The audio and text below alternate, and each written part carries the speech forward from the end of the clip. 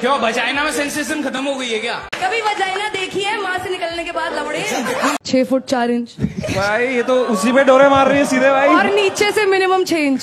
बुराई संग जो मेल रचाया फिर कभी ना छूटे उसका साया। बुराई संग जो मेल रचाया फिर कभी ना छूटे उसका साया।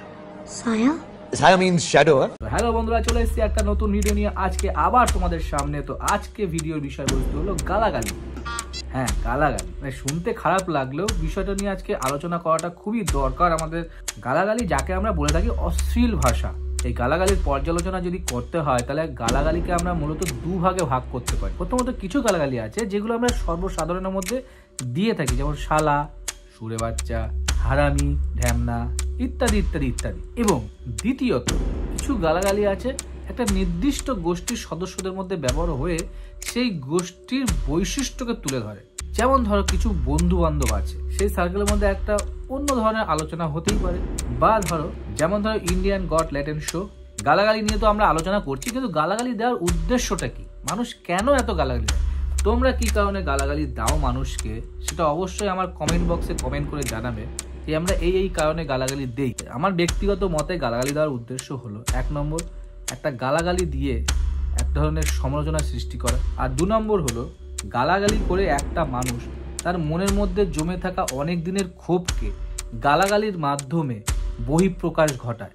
যেমন তুমি ধরে নিতে পারো, তুমি তোমার একটা বন্ধুকে টাকা ধার দিয়েছো, অনেকদিন তোমার সাথে দেখা করছে না, টাকাও দিচ্ছে না, হঠাৎ তোমার পাশে সে দেখা হয়ে গেল, তুমি তাকে র্যাম্পার্ট খিস্তি মারলে। খিস্তি মেরে তোমার মনের মানে যে জ্বালাটা আছে সেটা তুমি মেটালে। এইটা হলো তোমার সাময়িক সুখ। আবার ধরো তুমি পশ্চিমবঙ্গের কোনো রাস্তা দিয়ে হাঁটছো, হাঁটতে হাঁটতে হঠাৎ করে তুমি হোঁচট খেয়ে পড়ে গেলে, উঠে দেখলে একটা রাস্তার মধ্যে গাড্ডা।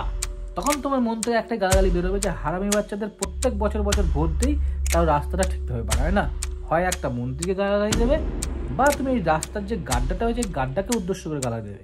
আর এই কাজটা করেই তোমার কিছুক্ষণের জন্য মনের মধ্যে একটা শান্তির ছায়া নেমে আসবে। এতগুলো কথা বলার একটাই কারণ হলো যে ইন্ডিয়া গট লেটেন্ট একটা শো কিছুদিন আগে আমরা সবাই জানতাম, শোটা খুব ভালো চলছিল, সবাই দেখতাম। কেউ লুকিয়ে দেয়, কেউ সামনে দেয়। आप जहाँ पे भी जाते हो वो चीज बंद हो जाती है। ये कैसी बदनसीबी है? और क्या बंद हुआ है? और एक स्कूल जाता था मैं, स्प्रिंगर पब्लिक स्कूल, तो वो स्कूल बंद हो गया। तो अब आप इंडियाज गॉट लेटेंट पे आए, मैं गुफा खोल दूंगा तेरी। এই যে গালাগালি দেওয়ার জন্য কারো কি জেল হতে পারে? এই গালাগালি দেওয়ার জন্য কারো কি পাসপোর্ট ভারতের বাইরে যাওয়া নিষিদ্ধ হয়ে যেতে পারে?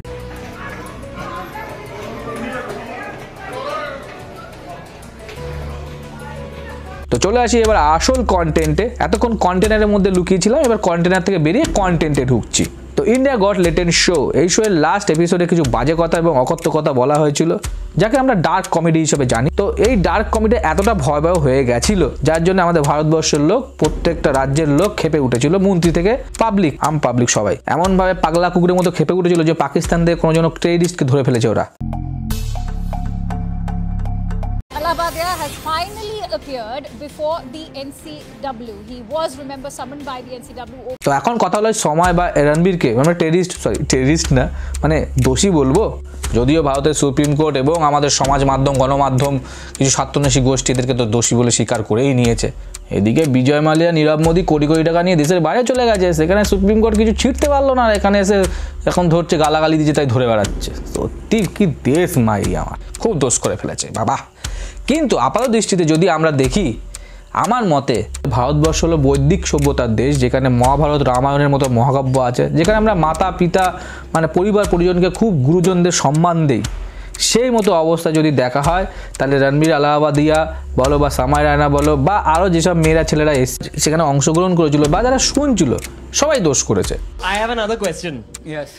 Would you rather watch your parents have sex every day for the rest of your life? Or would you join in once and stop it forever? তো গালাগালি সমাজের একটা স্তম্ভ হয়ে গেছে, এটাকে তুমি কোনো রকমভাবে তুমি বাদ দিতে পারবে না। তো এখন প্রশ্ন থেকে যায় যে এই গালাগালি আমরা শিখছি কোথা থেকে? বাবা মার কাছ থেকে, স্কুল থেকে? না, সমাজ মাধ্যম থেকে, সমাজ থেকে। একজন বিখ্যাত অভিনেতা মনোজ বাজপেয়ী, যার সিনেমা আমরা কম বেশি সবাই দেখেছি আর খুব ভালো মানের অ্যাক্টর, তার একটা সিনেমার প্রমোশন করতে এসে তিনি বলছেন যে সমাজে গালাগালি নেই সেই সমাজটা অনেকটা চুন ছাড়া পানের মতো লাগে। তার কাছে তো সেই সমাজটা ভালোই লাগে না, মানে যে সমাজে গালাগালি নেই। আর তার সবথেকে ফেভারিট গালাগালি সিনেমার মধ্যে মাদার চোদ। लेकिन मुझे तो लगता है कि भाई जिस समाज में गालियां नहीं दी जाती हैं वो समाज ही नहीं है। तो कौन सी ऐसी गाली है जिसमें बड़ा मजा आता है आपको, मतलब देने में गाली? माधर जो पूरी, मतलब विजय भाई पूरी कविता है।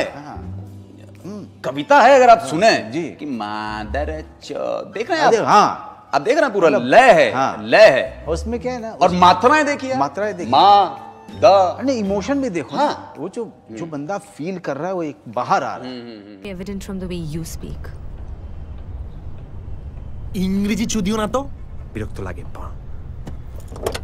তাহলে আমরা শিখলাম কোথা থেকে আর শেখালো কারা? তাহলে দোষী তো এরাও। আমরা আমাদের নিজেদের সংস্কৃতিকে কতটা বেশি প্রাধান্য দেই। যেমন ধরো একজন আমেরিকান, তাদের দেশের 90% কমিউনিটি হলো খ্রিস্টান, তারা খ্রিস্টান ধর্মকেই প্রাধান্য দেয় এবং খ্রিস্টান ধর্মের যে কালচার আছে সেটাকেই মানে, তাদের দেশের কালচারকে মানে। কিন্তু আমরা ইন্ডিয়ানরা, আমরা নিজেদের ধর্ম বাদ দিয়ে, নিজেদের কালচারকে বাদ দিয়ে আমরা ওয়েস্টার্ন কালচারকে অ্যাডাপ্ট করার চেষ্টা করি। আবার আমরাই বলি আমরা সনাতনী, আমরা হিন্দু। ওয়েস্টার্ন কালচারকে অ্যাডাপ্ট করার পরে আমাদের মধ্যে অনেক রকম পরিবর্তন চলে এসছে। যেমন আমরা শাড়ি, ব্লাউজ, সালোয়ার কামিজ এইসব বাদ দিয়ে এখন বিকনি, শর্ট প্যান্ট, হাফ প্যান্ট, আমাদের ধুতি পাঞ্জাবি যেগুলো বাদ দিয়ে আমরা করে চলে এসেছি টি শার্ট, জিন্স প্যান্ট। তো আমরা ওয়েস্টার্ন কালচারে এতটাই ঢুকে গেছি যে ফাক শব্দটা আমাদের কাছে খুব সুন্দর জনপ্রিয়তা লাভ করে। ইংরেজিতে কেউ যদি ফাক বলে ফেলে না, ফাক ইউ বিচ, এই কথাটা বললে আমাদের শুনতে এত সুন্দর লাগে, মনে হচ্ছে একটা পারফিউম লাগিয়ে ঘুরছি। বিভিন্ন কর্পোরেট সেক্টরে তো এই শব্দটা খুব প্রচলন হয়। তুমি কাজ পারোনি, তুমি আজকে টার্গেট মিট করতে পারোনি, ব্যাস ফাক ইউ বিচ, তুমি কি করতে এসছো এখানে? তখন তো কোনো মিডিয়া চ্যানেল এসে বলে না, আরে ওইসব কর্পোরেট সেক্টরগুলোতে এইসব জঘন্য ওয়ার্ডগুলো ইউজ করা হয়। I am sorry, বাবু। হালকা করে নেতাদের একটু বলি যে অন্যের দোষ ধরার আগে নিজের দলের কর্মীদের দোষ ধরো। তুমি অন্যের গালাগালির জন্য মানে হাঙ্গামা করে দিচ্ছ, নিজের দলের নেতারাও গালাগালি দেয়। মানে যে ভোটার তোমার ভাত কাপড় জগাচ্ছে সেই ভোটারকে তুমি গালাগালি দিয়ে যাচ্ছ। বাবা কাবা বাগেশ্বর বাবা, কি জ্ঞান যে আছে আমি তো জানি না। যদি সত্যিই বাবা হতো তাহলে কি আর সে বলতে পারতো এদেরকে উড়িয়ে দাও, সাফ করে দাও? যদি সত্যিই বাবা হতো তাহলে একটাই কথা বলতো যে বাচ্চাদের মধ্যে ভুল হয়ে গেছে, ভুল ভ্রান্তি সবার মধ্যে হয়, ভুল হয়ে গেছে, ভুল করে ফেলেছে, সে তো আর জেনে বুঝে ভুল করিনি, ঠিক আছে তাকে মাফ করে দাও, তাকে নতুন সুযোগ দেওয়া হোক, সে নতুন পথে চলুক, তার জীবনটা আবার নতুনভাবে গড়ে তুলুক। এটাই বলবে একজন বাবা হয়ে। না বাবা হয়ে এমনভাবে বলছিস মানে টেররিস্টকে মারছে, উড়িয়ে দাও, সাফ করে দাও। এই বাগেশ্বর বাবা বলদটা তো আর একটা কথাও বলেছিল যে এই মহাকুম্ভে যারা আসেনি তারা সব থেকে বড় পাপী, আর যারা স্নান করে নিয়েছে তারা পুণ্য অর্জন করেছে। তো আমার মতে তো এটা তার উল্টোটা, যারা এই মহাকুম্ভে গেছে তারা সব থেকে বড় পাপী ছিল। তারা বুঝছে যে হয় আমি পাপ করে ফেলেছি, যা একটু স্নান করে শুদ্ধ হয়ে আসি। আর যারা যায়নি তারা পাপ করিনি, পরিষ্কার, সিম্পল হিসেব, তাদের মনে কোনো পাপ নেই, সেজন্য মহাকুম্ভে যাওয়া লাগেনি বা মহাকুম্ভ তাদেরকে ডাকিনি। মানে কিছু কিছু লোক তো আবার এটাও বলা শুরু করে দিয়েছে আমাদের সনাতন ধর্মকে নষ্ট করে দিচ্ছে এইসব গালাগালি দিয়ে এইসব ছেলেমেয়েরা। তো সনাতন ধর্ম যদি গালাগালিতে নষ্ট হয়ে যায় তাহলে আজকে সব সনাতনী যেসব সেলিব্রিটি আছে তারা কি করছে?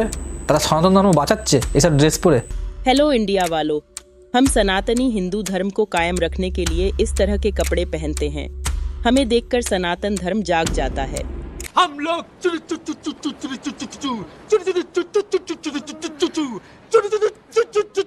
আর একটাই কথা বলবো লাস্ট, যেটা বলে শেষ করে দেবো, যে এই যে ইউটিউব চ্যানেলগুলোতে যেসব কমেডি শোগুলো চলে, ডার্ক কমেডি বলে আমরা সবাইকে মানে বলে যাচ্ছি, আমার কাছে এগুলো ডার্ক কমেডি বা কমেডি বলে মনেই হয় না।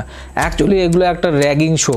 কেন বলছি র্যাগিং শো? তার কারণ হলো এটাই যে যেরকম আমরা কলেজে গেলে আমাদের উপর যে র্যাগিং হয়, তুমি ফার্স্ট ইয়ারে এসছো, তুমি আগে কোন স্কুলে পড়তে, আচ্ছা তোমার বাবা কী করে, তোমার মা কী করে, আচ্ছা ঠিক আছে তুমি প্যান্টের চেন খোলো, তুমি হাডুডু খেলো, ঠিক সেম টু সেম এখানেও সেরকম জিনিসটা হয়। যে পার্টিসিপেট করে তার আগে তার ডেটাটা থাকে তার কাছে, সে তার নাম অমুক, তার বয়স এত, সে আগে কি খেলতে ভালোবাসতো, তার জীবনের স্মরণীয় ঘটনা কি, তাই নিয়ে সেটাকে নিয়ে ব্যঙ্গ করা হতো। এখানে কমেডির কোনো জিনিস কোনো দেখতে পাচ্ছি না, জাস্ট একটা র্যাগিং। অতএব এটাকে আমি কমেডি শো হিসেবে ধরি না। ব্যাস এটুকু কথা বলাই। নমস্কার।